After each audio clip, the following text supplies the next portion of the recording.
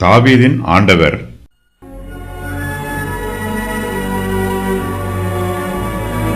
சங்கீதம் 110.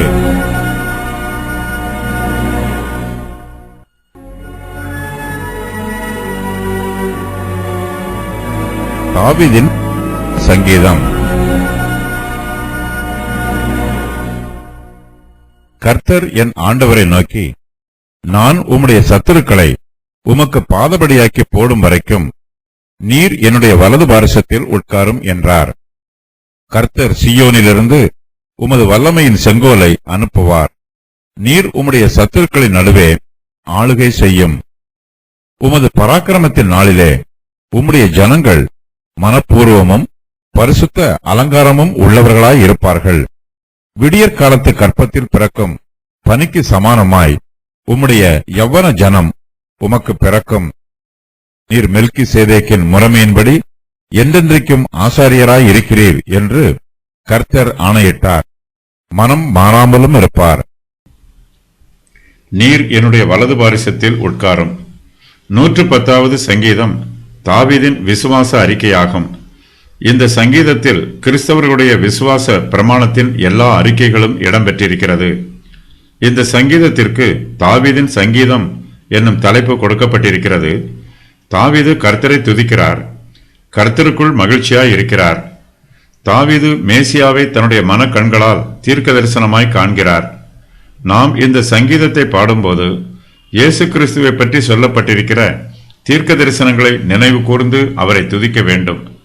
இந்த தீர்க்க தரிசனங்கள் எல்லாம் இயேசு கிறிஸ்துவில் நிறைவேறி இருக்கிறது. இந்த சங்கீதம் இயேசு கிறிஸ்துவை பற்றிய மகிமையான காரியங்களை சொல்லுகிறது. கர்த்தராகிய இயேசு கிறிஸ்து தாவீதின் ஆண்டவராய் இருக்கிறார். தாவீது பரிசுத்த ஆவியினாலே இயேசு கிறிஸ்துவை ஆண்டவர் என்று சொல்லி இருக்கிறார். இயேசு கிறிஸ்து பரிசேயரிடத்தில் பேசும்போது தாவீது அவரை ஆண்டவர் என்று சொல்லியிருக்க அவனுக்கு அவர் குமாரனாய் இருப்பது எப்படி என்று கேட்டார். பிதாவாகிய தேவன் தம்முடைய ஆதீனத்திலே இயேசு கிறிஸ்துவை மகிமைப்படுத்தி இருக்கிறார். குமாரனாகிய கிறிஸ்து ஆண்டவராக இருக்கிறார். அவர் தேவனுடைய வலது பாரிசத்தில் உட்கார்ந்திருக்கிறார். அப்போஸ்தலர் பேதுரு இந்த சத்தியத்தை தன்னுடைய நிருபத்தில் இவ்வாறு எழுதுகிறார். இவர் என்னுடைய நேசகுமாரன், இவரிடத்தில் பிரியமாய் இருக்கிறேன் என்று சொல்லுகிற சத்தம் உன்னதமான மகிமையில் இருந்து அவருக்கு உண்டாகி பிதாவாகிய தேவனால் அவர் கனத்தையும் மகிமையையும் பெற்றபோது அவரோட கூட நாங்கள் பரிசுத்த பர்வதத்தில் இருக்கையில் வானத்தில் இருந்து பிறந்த அந்த சத்தத்தை கேட்டோம். 2 பேதுரு 1:17-18. பிதாவாகிய தேவன் குமாரனாகிய இயேசு கிறிஸ்துவிடம் நீர் என்னுடைய வலது பாரிசத்தில் உட்காரும் என்றார். இயேசு கிறிஸ்துவுக்கு உயர்ந்த கனமும் மகிமையும் கொடுக்கப்படுகிறது. சர்வலோகத்தையும் ஆளுகை செய்கிற தெய்வீக அதிகாரமும் வல்லமையும் கிறிஸ்துவானவருக்கு கொடுக்கப்படுகிறது. இதை உறுதி பண்ணும் விதமாக பிதாவானவர் குமாரனிடத்தில் நீர் என்னுடைய வலது பாரிசத்தில் உட்காரும் என்று சொன்னார். இயேசு கிறிஸ்து தம்முடைய ஊழியங்களையும் பாடுகளையும் நிறைவேற்றி தீர்த்த பின்பு அவர் இளைப்பாறுதலுக்குள் பிரவேசிக்கிறார். உட்காருதல் என்னும் வார்த்தைக்கு இளைப்பாறுதல் அல்லது ஓய்வெடுத்தல் என்று பொருள். இயேசு கிறிஸ்து தம்முடைய ஊழியத்தை நிறைவேற்றிய பின்பு பிதாவானவர் அவரை உட்காரச் சொல்லுகிறார். அவரை கனப்படுத்தும் வண்ணமாய் அவரை தம்முடைய வலது பாரிசத்தில் உட்காரச் சொல்லுகிறார். பிதாவாகிய தேவனோடு வலது பாரிசத்தில் உட்காருவது என்பதற்கு ராஜாவின் சிங்காசனத்தில் உட்கார்ந்து அரசாட்சி செய்வது என்று பொருள். குமாரனாகிய இயேசு கிறிஸ்து பிதாவாகிய தேவனோடு வலது பாரிசத்தில் உட்கார்ந்து ஆட்சி புரியும் போது பிதாவின் அதிகாரம் குமாரனுக்கு பூரணமாய் கொடுக்கப்படுகிறது. கிறிஸ்துவானவர் பிதாவின் வலது பாரிசத்தில் உட்கார்ந்து பிரமாணங்களையும் கட்டளைகளையும் கொடுக்கிறார். கிறிஸ்துவானவர் தம்முடைய நீதியான நியாய தீர்ப்பையும் கொடுக்கிறார். இயேசு கிறிஸ்துவின் சத்துருக்கள் எல்லோரும் குறிப்பிட்ட காலத்தில் அவருக்கு பாதபடியாக்கி போடப்படுவார்கள். கிறிஸ்துவானவருக்கும் சத்துருக்கள் இருக்கிறார்கள். அவர்கள் கிறிஸ்துவின் ராஜ்யத்திற்கு விரோதமாய் யுத்தம் பண்ணுகிறார்கள். இந்த பிரபஞ்சத்தில் சிலர் தங்களுக்கு கிறிஸ்துவின் ஆளுகை தேவையில்லை என்று சொல்கிறார்கள். அப்படிப்பட்டவர்கள் கலகக்காரர்கள், துன்மார்க்கர்கள். அவர்கள் இயேசு கிறிஸ்துவின் ஆளுகைக்கு தங்களை உட்படுத்தாமல் சாத்தானோடு சேர்ந்து கொள்கிறார்கள். சாத்தான் அவர்களை தன்னுடைய அநீதியினால் ஆளுகை செய்கிறான். சாத்தானின் ஆளுகை தங்களுக்கு வேண்டும் என்று யாரும் அவனை அனுமதிக்க வேண்டிய அவசியம் எதுவும் இல்லை.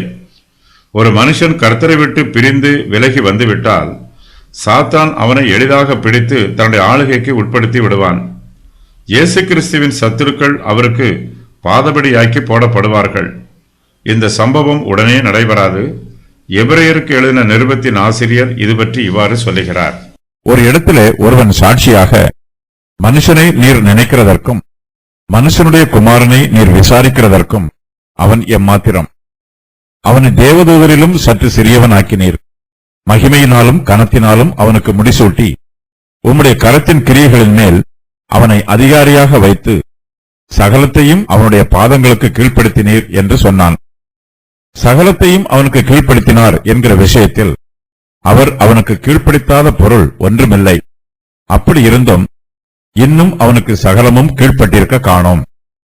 என்றாலும் தேவனுடைய கிருபையினால் ஒவ்வொருவருக்காகவும் மரணத்தை ருசி பார்க்கும்படிக்கு தேவதூதரிலும் சற்று சிறியோராக்கப்பட்டிருந்த இயேசு மரணத்தை உத்தரித்ததின் நிமித்தம் மகிமையினாலும் கனத்தினாலும் முடிசூட்டப்பட்டதை காண்கிறோம். எபிரேயர் 2:6-9 வரை.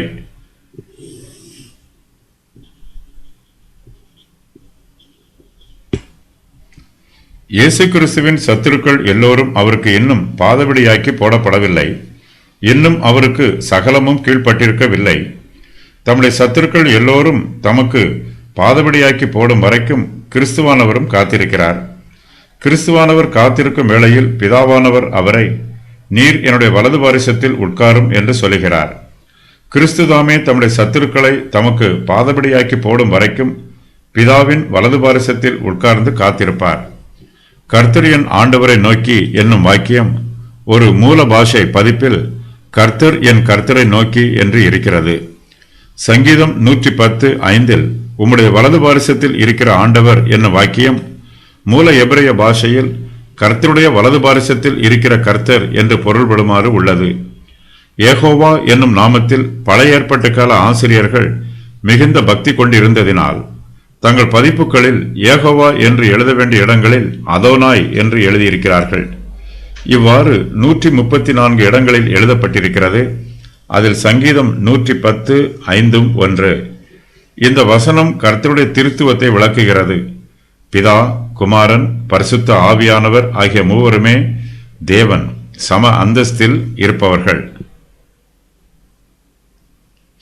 புதிய ஏற்பாட்டில் மத்தேயு 22:41-45 வரை, அப்போஸ்தலர் 2:34-35 ஆகிய வசனங்களில் சங்கீதம் 110:1 மேற்கோளாக கூறப்பட்டிருக்கிறது. புதிய ஏற்பாட்டில் இதற்கு பயன்படுத்தப்பட்டிருக்கிற கிரேக்க சொல் கூரியோஸ் என்பதாகும். இந்த சொல் பிதாவையும் குமாரனையும் குறிக்கும். மேசியாவை பற்றிய சத்தியங்கள். மேசியா மெய்யாகவே தேவன், யெகோவாவையும் பிதாவையும் போல கர்த்தராக இருக்கிறவர். பிதாவின் வலது பாரிசத்திற்கு உயர்த்தப்பட்டவர். கிறிஸ்துவின் 2ஆம் வருகை வரையிலும் அவர் பிதாவின் வலது பாரிசத்தில் அமர்ந்திருப்பார். சீயோனில் இருந்து பூமியை ஆட்சி செய்வார். தம்முடைய விரோதிகளை அழிப்பதற்காக அவர்கள் மத்தியில் ஆட்சி புரிவார். மேசியாவின் வல்லமை வெளிப்படும் போது கலகம் பண்ணிய இஸ்ரவேலர்கள் இயேசு கிறிஸ்துவை ஏற்றுக்கொண்டு அவருக்கு கீழ்ப்படிவார்கள். மெல்கிசேதேக்கின் ஆசாரிய முறைமையின் பிரகாரம் இயேசு கிறிஸ்து நித்திய ஆசாரியராக இருக்கிறார். அவர் ஆசாரியராகவும் ராஜாவாகவும் இருப்பார். தமது கோபத்தின் நாளிலே ராஜாக்களை வெட்டுவார். புறஜாதியாரை நியாயம் விசாரித்து அரசாளுவார். இயேசு கிறிஸ்து தமது 2ஆம் வருகையின் போது துன்மார்க்கரை சங்காரம் பண்ணி எல்லா இடங்களையும் பிரேதங்களால் நிரப்புவார். விஸ்தாரமான தேசங்களின் மேல் தலைவர்களாக இருக்கிறவர்களை நொறுக்கி போடுவார். வழியில் அவர் நதியில் குடிப்பார். தேசங்கள் மீது ஜெயம் பெற்றதினால் கர்த்தர் திருப்தி அடைந்து ஆறுதல் அடைவார். அவர் தமது தலையை எடுப்பார். தேசங்கள் மீது தமது தலையை உயர்த்துவார். நீர் உம்முடைய சத்துருக்களின் நடுவே ஆளுகை செய்யும். கர்த்தர் சீயோனில் இருந்து உமது வல்லமையின் செங்கோலை அனுப்புவார். நீர் உம்முடைய சத்துருக்களின் நடுவே ஆளுகை செய்யும். கிறிஸ்துவானவர் இந்த உலகத்தில் ஸ்தாபிப்பதற்கு அவருக்கு ஒரு ராஜ்யம் வேண்டும். அவர் தம்முடைய ராஜ்யத்தை ஸ்தாபிக்கும் ஊழியத்தை எருசலேமில் இருந்து ஆரம்பிக்கிறார். கர்த்தர் சீயோனில் இருந்து உமது வல்லமையின் செங்கோலை அனுப்புவார் என்று தாவீது சொல்லுகிறார். கிறிஸ்துவின் ராஜ்யம் சீயோனில் இருந்து எழும்பும். சீயோன் என்பது தாவீதின் நகரம். கர்த்தராகிய இயேசு கிறிஸ்து தாவீதின் குமாரன். கிறிஸ்துவானவர் சீயோனிலே தாவீதின் சிங்காசனத்தில் அமர்ந்திருந்து ஆட்சி செய்வார். இயேசு கிறிஸ்துவின் செங்கோல் வல்லமையானது. செங்கோல் என்னும் வார்த்தை நித்திய சுவிசேஷத்தை குறிப்பிடுகிறது. இது பரிசுத்த ஆவியானவரின் வல்லமைக்கும் அடையாளமாயிருக்கிறது. கர்த்தர் தமது வல்லமையின் செங்கோலை அனுப்புவார். அவர் பரிசுத்த ஆவியானவரை ஊற்றுவார். இயேசு கிறிஸ்துவின் வார்த்தையை பிரசங்கிக்கிறவர்களை கர்த்தர் தாமே பிரதிஷ்டை பண்ணுகிறார். தம்முடைய ஊழியத்தை செய்வதற்கு கர்த்தர் தாமே அவர்களை தகுதிப்படுத்துகிறார். அன்றியும் உங்களுக்கு ஆவியை அளித்து உங்களுக்குள்ளே அற்புதங்களை நடப்பிக்கிறவர் அதை நியாயப்பிரமாணத்தின் கிரியைகளினாலேயோ விசுவாச கேள்வியினாலேயோ எதனாலே செய்கிறார் என்று அப்போஸ்தலர் பவுல் தன்னுடைய நிருபத்தில் ஒரு கேள்வி கேட்கிறார். கிறிஸ்துவின் ஆவியானவர் சீயோனில் இருந்து அனுப்பப்பட்டார். சீயோனில் இருந்துதான் எல்லா தேசங்களுக்கும் சுவிசேஷத்தை பிரசங்கம் பண்ணுவது ஆரம்பமாயிற்று. சீயோன் என்பது எருசலேம் நகரத்தை குறிப்பிடுகிறது. அப்போஸ்தலர்கள் எருசலேம் நகரத்தில் இருந்து சகல தேசங்களுக்கும் புறப்பட்டு போய் சுவிசேஷத்தை அறிவித்தார்கள். கிறிஸ்துவானவர் தம்முடைய ராஜ்யத்தை ஸ்தாபிக்கும் போது அதை பாதுகாத்து பராமரிக்க வேண்டும். கிறிஸ்துவின் ராஜ்யம் இந்த உலகத்தில் நிலைத்திருக்க வேண்டும். கிறிஸ்துவின் ராஜ்யத்திற்கு விரோதமாய் எதிர்ப்புகளும் அந்தகார வல்லமைகளும் எதிர்த்து வந்தாலும் கிறிஸ்துவின் ராஜ்யம் அழிந்து போகாமல் நிலைத்திருக்க வேண்டும். கிறிஸ்துவானவர் தம்முடைய சத்துருக்களின் நடுவே ஆளுகை செய்வார். இயேசு கிறிஸ்து பரலோகத்திலே தம்முடைய சிநேகிதர்கள் நடுவே அமர்ந்திருக்கிறார். இந்த பூமியிலோ அவர் தம்முடைய சத்துருக்கள் நடுவே ஆளுகை செய்கிறார். உமது பராக்கிரமத்தின் நாளிலே உம்முடைய ஜனங்கள் மனப்பூர்வமும் பரிசுத்த அலங்காரமும் உள்ளவர்களாய் இருப்பார்கள். விடியற்காலத்து கற்பத்தில் பிறக்கும் பனிக்கு சமானமாய் உம்முடைய யவ்வன ஜனம் உமக்கு பிறக்கும். கிறிஸ்துவின் ராஜ்யத்தில் ஏராளமான ஜனங்கள் இருப்பார்கள். அவர்களின் எண்ணிக்கை திரளாய் இருக்கும். அவர்கள் எல்லோரும் கிறிஸ்துவின் ஆளுகைக்கு கீழ்ப்பட்டிருப்பார்கள். அவர்கள் கர்த்தரை துதிப்பார்கள். அவர்கள் பரிசுத்த அலங்காரம் உள்ளவர்களாய் இருப்பார்கள். பிதாவானவர் தாமே இந்த பரிசுத்தவான்கள் எல்லோரையும் தம்முடைய குமாரனாகிய இயேசு கிறிஸ்துவிடம் ஒப்புக் கொடுத்திருக்கிறார். நீர் உலகத்தில் தெரிந்தெடுத்து எனக்கு தந்த மனுஷருக்கு உம்முடைய நாமத்தை வெளிப்படுத்தினேன். அவர்கள் உம்முடையவர்களாய் இருந்தார்கள். அவர்களை எனக்கு தந்தீர். அவர்கள் உம்முடைய வசனத்தை கை கொண்டிருக்கிறார்கள். யோவான் 17:6. அவர் நம்மை சகல அக்கிரமங்களினின்று மீட்டுக்கொண்டு தமக்குரிய சொந்த ஜனங்களாகவும் நற்கிரியைகளை செய்ய பக்தி வைராக்கியம் உள்ளவர்களாகவும் நம்மை சுத்திகரிக்கும்படி நமக்காக தம்மைத்தாமே ஒப்புக் கொடுத்தார். தீத்து 2:14. நாம் எல்லோரும் நம்முடைய கர்த்தராகிய இயேசு கிறிஸ்துவுக்கு உரியவர்கள். நாம் அவருடைய ஜனங்கள். அவருக்கு நம்மீது உரிமை இருக்கிறது. நாம் மனப்பூர்வமாய் அவருக்கு கீழ்ப்படிந்து அவரை துதிக்க வேண்டும். கர்த்தருடைய ஊழியக்காரர்களாகிய நாம் மனப்பூர்வமாய் கர்த்தருடைய ஊழியத்தை செய்ய வேண்டும். யாரும் நம்மை கட்டாயப்படுத்தாமல் தேவனுடைய ஊழியத்திற்கு நம்மை மனப்பூர்வமாய் ஒப்புக் கொடுக்க வேண்டும். நாம் கர்த்தருடைய ஊழியத்தின் எந்த பகுதியையும் செய்ய ஆயத்தமாய் இருக்க வேண்டும். நாம் கர்த்தருடைய சேனையில் உள்ள யுத்த வீரர்கள். நம்மை யாரும் கட்டாயப்படுத்தி அவருடைய சேனையில் சேர்க்கவில்லை. நாமே மனப்பூர்வமாக கர்த்தருடைய சேனையில் சேருவதற்கு நம்மை ஒப்புக் கொடுத்திருக்கிறோம். கர்த்தருடைய பராக்கிரமத்தின் நாளிலே அவருடைய ஜனமாகிய நாம் நம்மை அவருக்கு மனப்பூர்வமாய் ஒப்புக் கொடுக்க வேண்டும். உமது பராக்கிரமத்தின் நாளிலே என்னும் வாக்கியத்தை உமது சேனைகளின் நாளிலே என்றும் வியாக்கியானம் பண்ணுகிறார்கள். இயேசு கிறிஸ்து தம்முடைய அப்போஸ்தலர்களை முதலாக சுவிசேஷ ஊழியத்திற்கு அனுப்பிய போது அவர்கள் கிறிஸ்துவின் சேனைகளாக அனுப்பப்பட்டார்கள். அவர்கள் எல்லோருமே கிறிஸ்துவின் சேனையில் மனப்பூர்வமாய் சேர்ந்து கொண்டவர்கள். தேவன் தமக்கு சித்தமான காலத்தில் தம்முடைய ராஜ்யத்தை ஸ்தாபிப்பார். கர்த்தருடைய வேளையில் கர்த்தருக்கு சித்தமான காரியங்கள் நடைபெறும். கர்த்தருடைய ஜனங்கள் எல்லோரும் பரிசுத்த அலங்காரம் உள்ளவர்களாய் இருப்பார்கள். கிறிஸ்துவின் ஆளுகைக்கு கீழ்ப்படியும் போது அவர்கள் கர்த்தருக்குள் சந்தோஷமாய் இருப்பார்கள். கிறிஸ்துவுக்கு கீழ்ப்படிவதே அவர்களுக்கு அலங்காரம். பரிசுத்தமே சபையின் ஆதாரம். நம்முடைய இருதயத்தின் சுத்தமே நமக்கு அலங்காரம். இயேசு கிறிஸ்து பரிசுத்தர். அவரை ஆராதிக்கிற நாமும் பரிசுத்தம் உள்ளவர்களாய் இருக்க வேண்டும். கிறிஸ்துவின் பிள்ளைகளாகிய நாம் அவருடைய பரிசுத்த ஸ்தலத்திற்குள்ளே பிரவேசிக்கும் போது நாம் ஆவிக்குரிய ஆசாரியர்களாய் பிரவேசிக்க வேண்டும். ஆசாரியர்கள் தேவாலயத்திலே ஆசாரிய வஸ்திரம் தரித்திருப்பது போல நாம் பரிசுத்த அலங்காரத்தை தரித்துக் கொள்ள வேண்டும். கிருபையின் அலங்காரத்தையும் பரிசுத்தமாக்கப்படுதல் என்னும் அலங்காரத்தையும் நாம் அணிந்து கொண்டு கர்த்தரை துதிக்க வேண்டும். கிறிஸ்துவின் பிள்ளைகளுக்கு பரிசுத்தமே அடையாளம், பரிசுத்தமே அவர்களுடைய ஜீவன். நம்முடைய சரீரம் தேவனுடைய ஆலயமாய் இருக்கிறது. பரிசுத்தமான தேவன் நம்முடைய பரிசுத்தமான சரீரத்தில் வாசம் பண்ண விரும்புகிறார். கிறிஸ்துவின் சேனையில் உள்ளவர்கள் அதற்கு ஏற்ற வஸ்திரம் தரித்திருக்க வேண்டும். எல்லோருக்கும் வஸ்திரம் வேண்டும். கிறிஸ்துவின் சேனையில் உள்ளவர்கள் யாரும் வஸ்திரம் இல்லாமல் இருக்கக்கூடாது. பரிசுத்த அலங்காரமே நம்முடைய வஸ்திரம். ஏராளமான பரிசுத்தவான்கள் கிறிஸ்துவின் ஜனமாய் இருக்கிறார்கள். அவர்கள் எல்லோரும் கிறிஸ்துவின் ராஜ்யத்திலே அவருடைய சேனையில் மனப்பூர்வமாய் சேர்ந்திருக்கிறார்கள். ஆதி திருச்சபையிலே ஏராளமான வாலிபர்கள் சேர்த்துக் கொள்ளப்பட்டார்கள். கிறிஸ்துவானவர் எல்லா விசுவாசிகளுக்கும் நல்ல மேய்ப்பராய் இருக்கிறார். அவருடைய தொழுவத்தில் உள்ள ஆடுகள் எல்லாம் வாலிபராய் இருந்தார்கள். யாக்கோபிலே மீதியானவர்கள் கர்த்தராலே வருகிற பனியைப் போலவும், மனுஷனுக்கு காத்திராமலும் மண்புத்திரருக்கு தாமதியாமலும், பூண்டுகள் மேல் வருகிற மலைகளைப் போலவும் அநேக ஜனங்களின் நடுவிலே இருப்பார்கள். மீகா 5:7. தேவனே உமக்கு காத்திருக்கிறவர்களுக்கு நீர் செய்பவைகளை நீரே அல்லாமல் உலகத் தோற்றம் முதற்கொண்டு ஒருவரும் கேட்டதுமில்லை, செவியால் உணர்ந்ததுமில்லை, அவைகளை கண்டதுமில்லை.